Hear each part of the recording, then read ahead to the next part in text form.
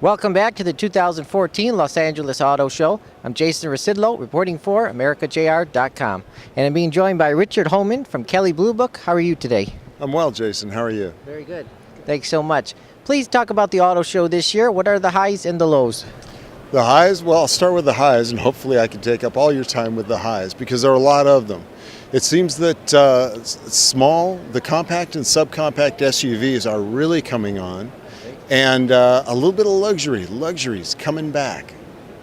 The highlights in those are things like the Mercedes-Benz Maybach S-Class, which is a bigger, bruisier S-Class with a V12 engine. And then Porsche has done something called the Exclusive Series with the Panamera, which is a lot of hand-fitted, hand-painted elements. And that's about a $265,000 piece of beauty. Wow. Were there any cars here that you weren't impressed by this year? I'm going to say, and that's one of the things that's important to point out, Jason, I'm going to say no, because everything that you had questions about, or I had questions about before I came to the show, I saw it, and it affected me really well inside.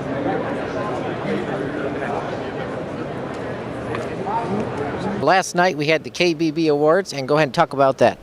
That was the 2015 Kelley Blue Book Best Buy Awards, and these we tested 49 different cars, all of which could have won a comparison test depending on the parameters of the test, and in 12 different segments, so that it would be best for a consumer, because a consumer doesn't just go looking for a vehicle, they'll go looking for a mid-size SUV or a compact car or a mid-size sedan or a truck. So we picked winners in each of 12 separate categories. And then in the end, we picked one overall winner for 2015 as the best overall value. And that was the Ford F-150. That was the Ford F-150 this year, because it's a new vehicle, about a 500 to 700 pound drop in weight, engines that just get terrific gas mileage, good towing, and there never seems to be more truck than there is engine to get it moving.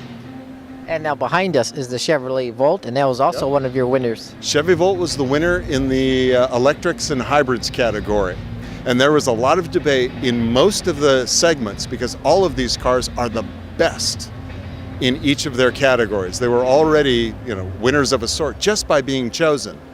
And the Volt was the best value for the most people. It's a sequence hybrid that you can take it 38 miles on all electric for work on charging, but if you have to get to San Francisco in a hurry, you don't have to change anything. You don't have to change cars, which is a problem with the all-electric cars at this point, is the range. And you can just take the Volt, fill it up with fuel, and the engine that it's got will charge the batteries for you on the way up. Very good. So that works out well. And they recently had a $5,000 price drop in the Volt, which really makes it a good value. Okay. Now today, Honda introduced the HR-V crossover. What are your thoughts on that? That's another small one, and that was a contender in our Best Buys program for the small SUVs.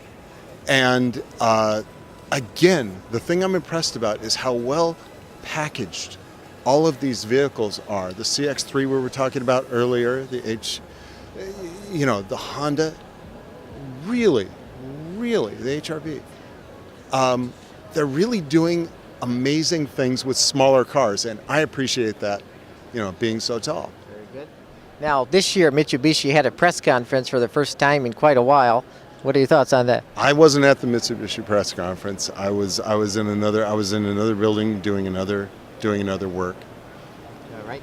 Okay. So, what are some cars that you would say have increased their quality over the last few years? I would have trouble naming a car that hasn't increased its quality over the last couple of years. The materials that are being used, prices are inching up, but the quality is running by leaps and bounds. The Japanese cars, the domestic cars, everything that you get from GM and Ford and Chrysler as well. The quality on those cars is really making appreciable leaps and bounds in quality, in services, and the technology, because people are so concerned with all the infotainment and navigation elements. Everybody is scrambling to get the best system out there that they can. And there are a number of really good possibilities that you've got now, whereas it used to just be a few. Now, no matter which vehicle you get, you can get an amazingly good nav system or infotainment system, or the high-end, the BMWs, the Mercedes-Benzes, the Audis, the audio systems that they're putting in there are better than most of us have at home.